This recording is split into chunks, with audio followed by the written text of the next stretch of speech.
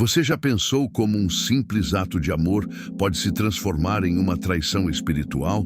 Hoje, vamos entrar em uma das histórias mais tensas e emocionalmente carregadas da Bíblia: os casamentos entre o povo de Israel e mulheres estrangeiras. Mas atenção, isso não é só uma lição do passado. É um espelho que revela o conflito entre fé e desejo, entre compromisso com Deus e os encantos do mundo. Ao assistir até o final, você vai entender por que esses casamentos causaram um colapso espiritual em Israel. O que isso revela sobre nossas próprias escolhas hoje e como Deus reage quando o coração do seu povo se divide. Para entender essa história, precisamos voltar ao período do pós-exílio. O povo de Israel havia sido levado cativo para a Babilônia como consequência direta da sua desobediência a Deus. Décadas depois, sob o decreto de Ciro, rei da Pérsia, eles receberam permissão para voltar e reconstruir Jerusalém. Era um recomeço, um novo capítulo. E junto com esse retorno, vinha também um chamado claro: restaurar a aliança com Deus. Mas ao chegarem na terra, algo profundamente alarmante começou a acontecer. Os líderes espirituais, inclusive os sacerdotes e levitas, começaram a se casar com mulheres de outras nações: moabitas, amonitas, hititas, jebuseias, entre outras. Isso contrariava diretamente as instruções dadas por Deus desde os tempos de Moisés. Mas por quê? Qual o verdadeiro problema nesses casamentos? O ponto central não era a etnia. Deus nunca condenou uma pessoa por sua origem. A questão era espiritual. Essas mulheres traziam com elas seus próprios deuses, rituais pagãos, valores contrários à santidade exigida por Deus. O que estava em jogo era a fidelidade do coração. E o povo, ao se unir a elas, não apenas misturava culturas, mas comprometia sua devoção exclusiva ao Senhor. Isso era adultério espiritual, não apenas uma traição conjugal, mas uma traição ao próprio Deus. O livro de Esdras é onde esse drama atinge seu ápice. Ao descobrir essa realidade, Esdras fica devastado.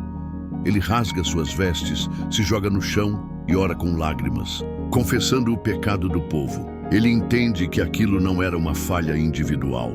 Era um rompimento coletivo da aliança que havia custado tanto ao povo. Era como se, depois de tudo o que tinham passado, o exílio, o sofrimento, a saudade da terra prometida, eles estivessem repetindo os mesmos erros. Então vem um momento extremamente difícil. Para restaurar a fidelidade, era necessário tomar medidas drásticas.